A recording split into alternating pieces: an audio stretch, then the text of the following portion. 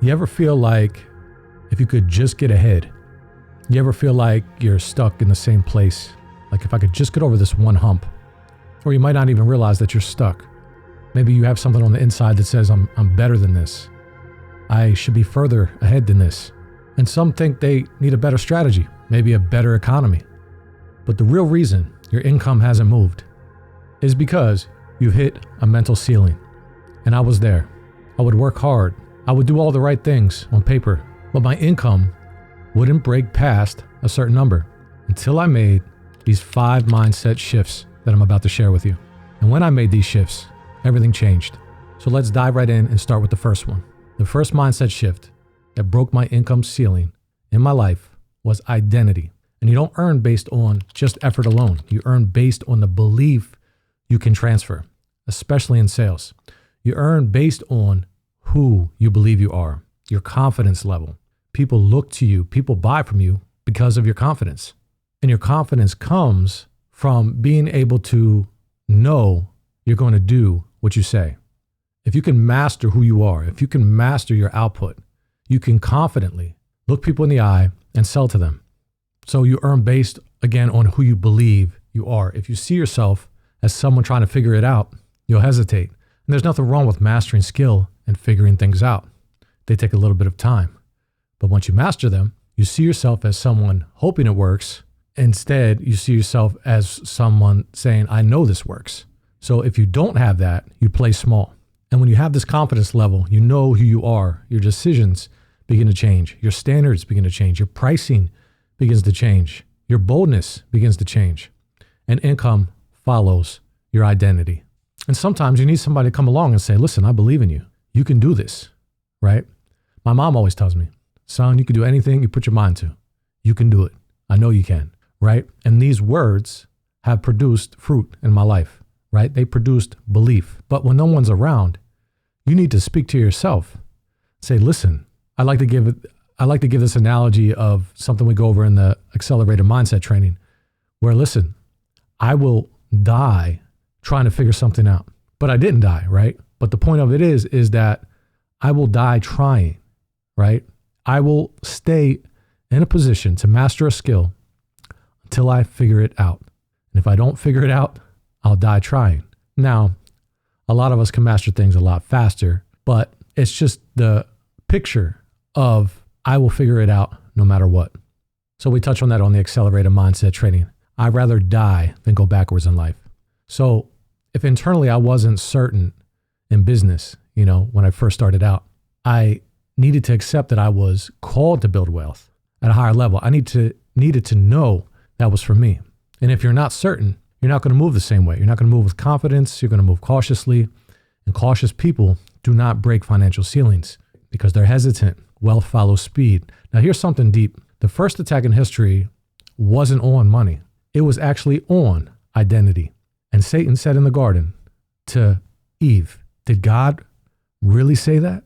Because they had everything in the garden already. And the enemy came in the garden and he said, did God really say that you'll die if you eat from that tree? I'm paraphrasing here. And that's what he does to us daily. He makes you question, will you really be able to figure that out? Were you really meant to move forward in that direction? Are you really called to do this? He whispers the same lies to this day. And maybe your subconscious, your mind, is filtering through those voices daily.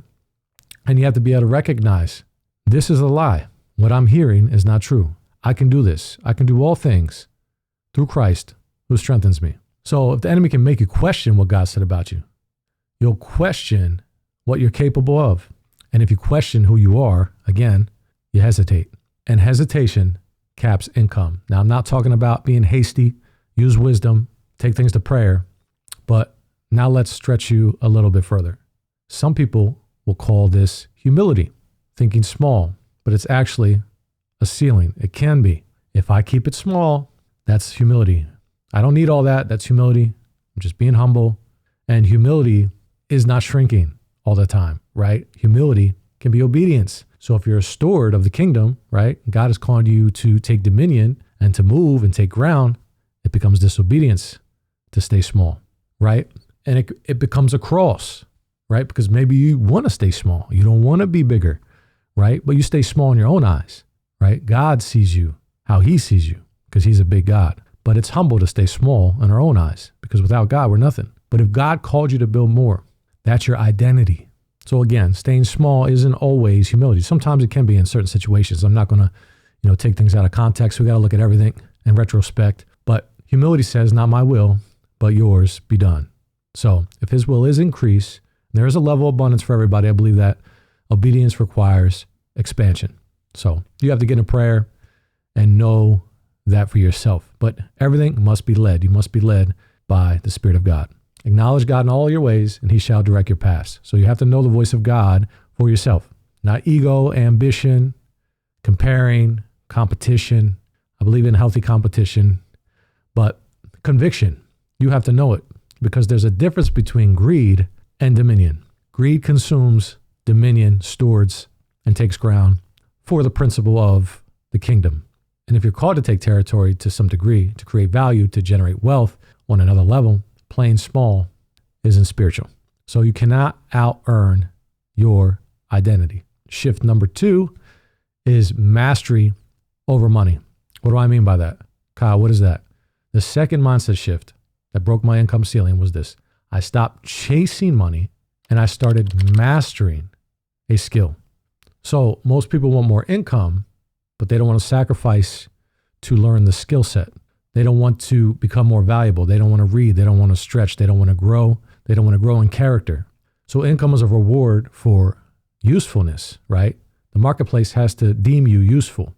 So when I made the shift from how do I make more to how do I become more or how do I become better, that's when things began to change, right? So like on this channel, I shared a lot of things that, revelations that I got on wealth, and people wanted that information. So what did I do? I put together a book because there was a demand there, right? I didn't even know there was a demand. I was going to write a book anyway, but I didn't know the demand was that heavy, right?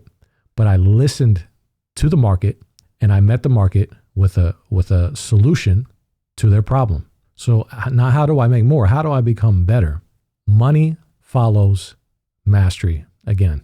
And again, mastery requires sacrifice. Late nights learning, reading books, isolation, saying no, practicing when nobody sees it, refining your craft, getting better at communicating, getting better at solving problems, getting better at solving problems at scale. And here's where humility comes in. Real humility isn't shrinking your ambition. It's submitting to the process of growth. I'm always learning. I'll always humble myself and continue to learn. I've never reached mastery. To some degree, yes, but there's always something else to learn. I'm always a student, and that's humility. And when I decide to master a skill, I'm saying I'm willing to be a beginner. I'm willing to look stupid, but I'm going to lock in. I'm willing to serve, right? I'm willing to give service to the marketplace. That's humility. And the people who are willing to humble themselves to learn eventually become the people others pay because they themselves have paid the price. Because the highest earners are not the loudest. They're the most useful. They do things well. So you want more income? Increase your skill set. Mastery. You want to break your ceiling? Become undeniable at something. And when you master a skill to help people, you're not just making money. You're serving at the highest level. You're solving real problems. You're bringing value to the marketplace. And the more value you create, the more income you attract. Money is simply a certificate of usefulness. So shift number 3, self-mastery. The third mindset shift that broke my income ceiling was this. I decided money would serve me, that I would sacrifice long enough so that money didn't control me. Because if you do it right, you can store it well enough to become financially free. So income without discipline becomes a leash. A lot of people increase their income, but never increase their discipline. So we make a lot of money, then we spend a lot of money. And if your discipline doesn't grow with your income, your ceiling just moves higher, but you stay trapped, right? You make more, you spend more. So most people live on a financial hamster wheel. Again, make money, spend money, make more, spend more. No strategy, no investment, no leverage, just an appetite. And if you can't control your impulses, you can't control your future. So if you lack discipline at $1,000, you'll lack discipline more than likely at $10,000, unless You've changed along the way.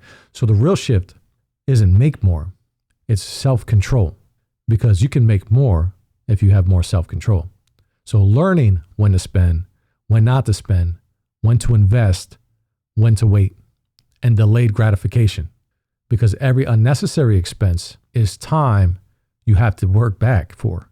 You have to go get that time back by sowing it into the marketplace. And if you don't have a lot of leverage, that means your time. So every impulsive decision is future freedom delayed. And self-control buys back time. And time is the real asset. And wisdom. So use wisdom along with time. So now here's where this gets a little deeper. Your financial life reflects your appetite. And spending money can be an act of the flesh. That's why I talk about fasting, right? Not just food, but impulse. Oh, I got to have that, right?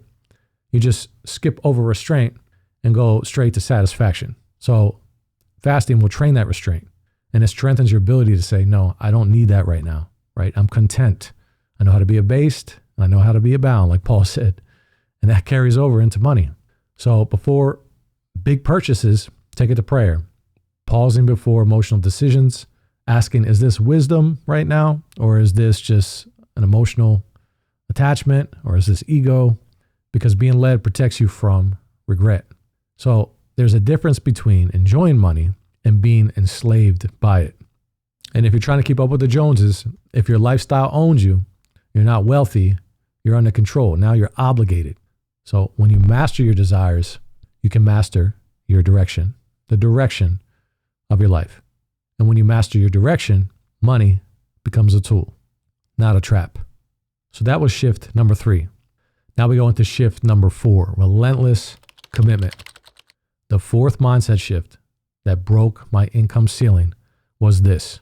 You have to be obsessed, right? I know people say that, but it's true, right? You put God first and you get obsessed. I decided I would do whatever it takes, not illegal stuff, not immoral, but whatever it takes within integrity to get the job done.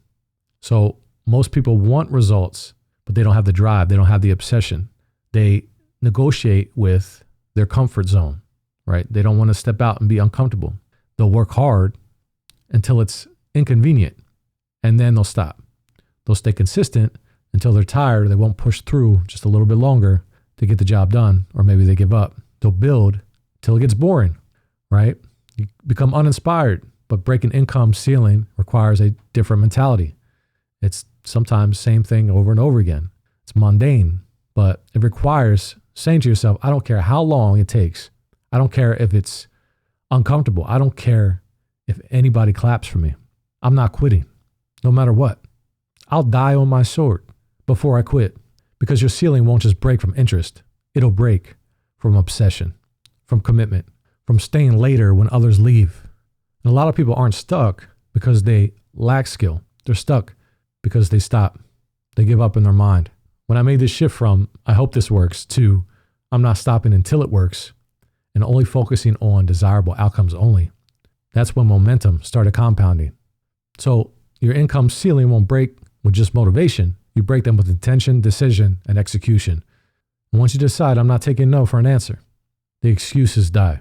And that was shift number 4. And shift number 5, this should increase your faith and bring awareness. The 5th mindset shift that broke my income ceiling was understanding this. Income is a harvest, and harvest follows seed. You don't plant one seed and expect a field. You plant 10 seeds and maybe 9 grow. Maybe 7 survive because of the elements. Things happen, but something will definitely come up. And business works the same way. It's all about planting seed.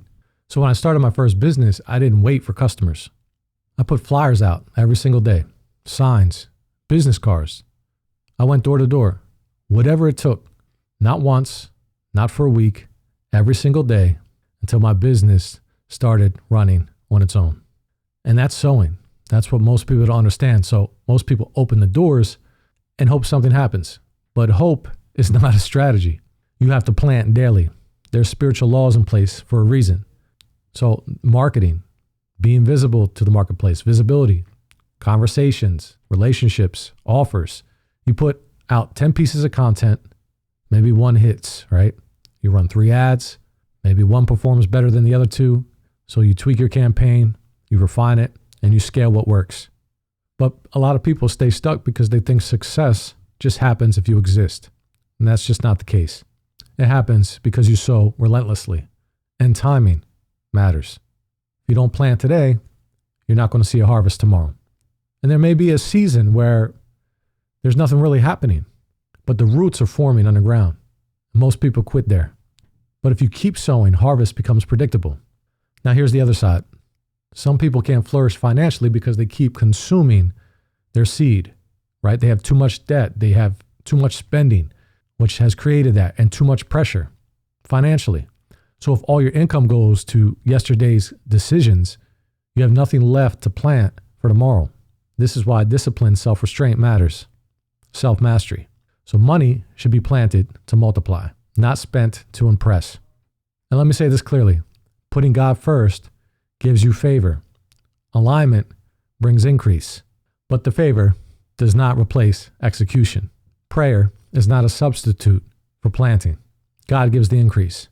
But you still have to sow. You still have to build. You still have to move. Faith without action stays potential. And ceilings don't break from potential. They break from planting seed day in and day out. Disciplined stewardship and consistent execution. And that was shift number 5. And that's it for this video. If this video has changed your life in some way, don't forget to like, comment, and subscribe, and share it with someone who might need it. And if you want to sharpen your focus for more wealth, I invite you to check out my accelerated mindset training. This is the exact mindset that changed my life forever. Helped me to get more done in less time, helped me to stay hyper-focused, and to start crushing my goals like clockwork. And also launched the one-person business digital empire blueprint, where I show you how I built a whole salary online with the principles in the training. Links down below. Build your empire. And if you need any help or have any questions, please feel free to reach out. And I did add the accelerated mind to the digital empire blueprint just recently, so you can get the 2-for-1. Price may go up soon. And the Power to Get Wealth book is complete. This is 138 pages of revelation that the Lord gave me at my lowest point on how to activate the power to get wealth in your life. And the accelerated mind is also included in the book, so you get a 2-for-1 and a huge discount on the Empire Builder Blueprint. Price may go up soon. All links down below. Again, that's it for this video, and I'll see you on the next one. Be blessed. I'll see you soon.